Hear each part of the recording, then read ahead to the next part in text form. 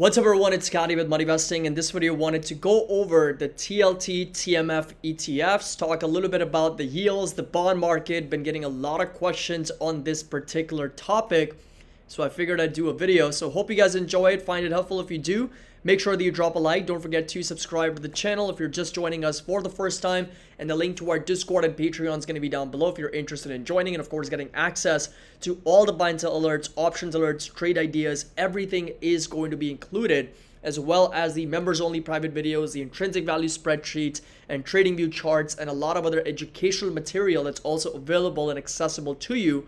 And there is a 16% annual discount that does expire at the end of this month, so you can take advantage of it till another 10 days. So link's going to be down below. So first things first, I want to talk about, we have a brand new segment which is called Money Investing Europe, and I know the vote was split 50-50.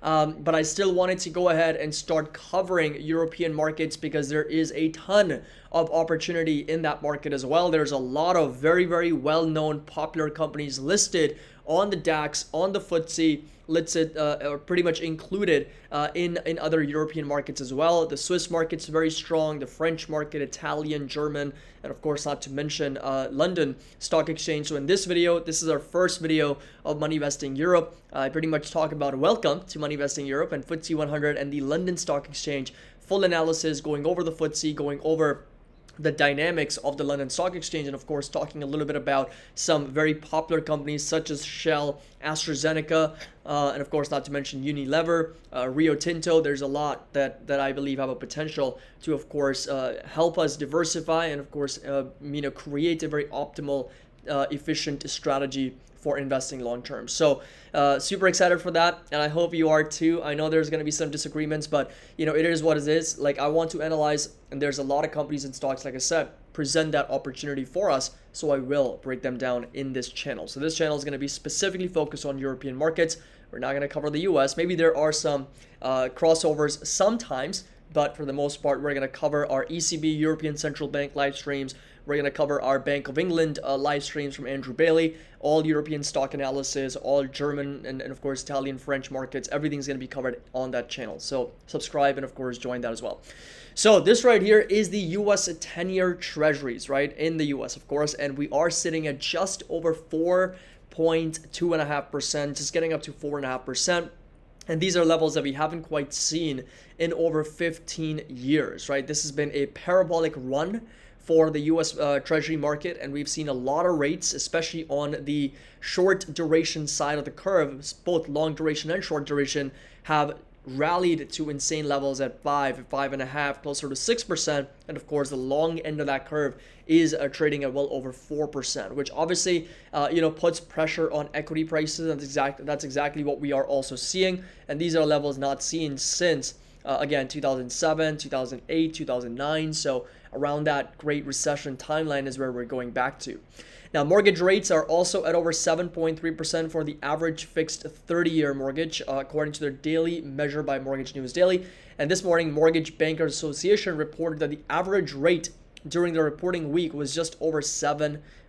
And the housing market is not exactly jubilating, and higher rates does mean lower asset prices. I don't have to mention it, but that's literally what it means, because as rates go higher, the present value of future cash flows come down, PEs get compressed, valuation multiples also get compressed, and of course inflation, once it reaches this magnitude, tends to dish up nasty surprises. And we just got another one from the UK where services inflation spiked to 40-year high, and of course one from Eurozone where service inflation spiked to a new high as well.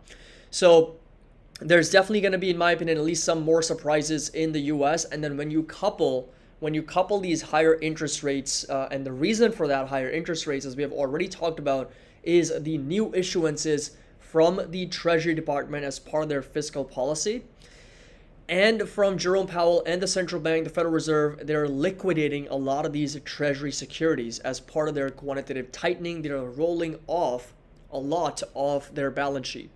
Now, because of those two reasons, I have been very clear in my analysis that I will not particularly be interested in dollar cost averaging in TLT or TMF anytime soon.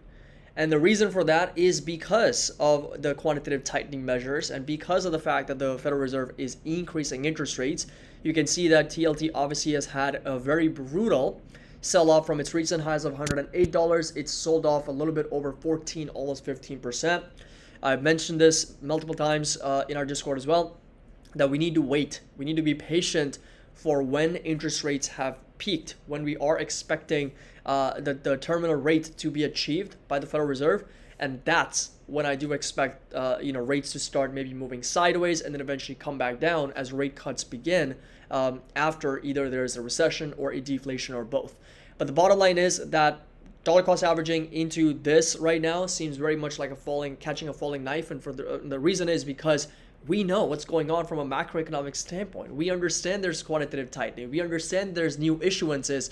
There is going to be a supply and demand imbalance, which is what's creating rates to go higher in the first place. It's creating an environment where rates are going higher. So let them go higher. Let them go to a level where they need to go with the supply demand imbalance. But eventually, as that equilibrium is achieved, as we normalize, that's when the opportunity begins. And I've only taken a position in TMF right now, very, very small position, just to keep it a starter position, just for me to keep track of what it's doing. But eventually I do expect a $2 cost average if and when I do expect the interest rates to get cut and for us to see yields once again dropping back lower. Now, the whole caveat with this thing is also the idea that we may be entering a long interest rate environment, right? A higher interest rate environment for longer is what I'm talking about. It's something that, it's a bit of an uncertainty that we may be entering a new environment where this could be the end of the 40-year bull market in bonds. So if you come over here, so higher for longer inflation, yep, still a huge thing and still making the Fed very nervous, not just the Fed. Higher for longer Fed rates to tamp down on higher for longer inflation. Looks like 1 or 2 more coming this year. Who knows? Rates are already a lot higher than we imagined in March 2022 when the rate hikes finally started. Higher for longer be damned. The economy is not slowing down. Consumers are doing fine. Wages are rising. Businesses are hiring, and the housing market hasn't collapsed. Inflation has shifted to services, and the federal government is deficit spending its way to happiness, and rates may have to go higher still. That's exactly the whole point, folks. Like, we know rates are going higher. We know the situation the fiscal policy is in. We know the situation the monetary policy is in. They're both orchestrating an environment for rates to actually go higher. A tsunami of long-term Treasury securities. So again, the Treasury Department detailed in early August. I've done several videos on this, which we sorted out here. So a tsunami of issuances is needed to fund the ballooning government deficits to increase the balance in the Treasury Department's checking account. The first ripples have already ramped up auctions of notes and bonds in August, inducing a 10-year notes and 30-year bonds last week as well. And guess what? The demand wasn't as strong as what many people anticipated. This right here is, of course, the Federal Reserve unloading treasuries, and so far they have unloaded close to $723 billion from their peak in June 2022. And this right here is obviously where we are with respect to the yields itself, which that's the uncertainty, right? Which could be ending the 40-year bond bull market if rates start going higher. Well, guess what? Prices are going to continue to come down. And all of that is happening on the back of quantitative tightening from monetary policy from the Fed, and of course the fiscal deficit spending and the new issuances from the Treasury Department.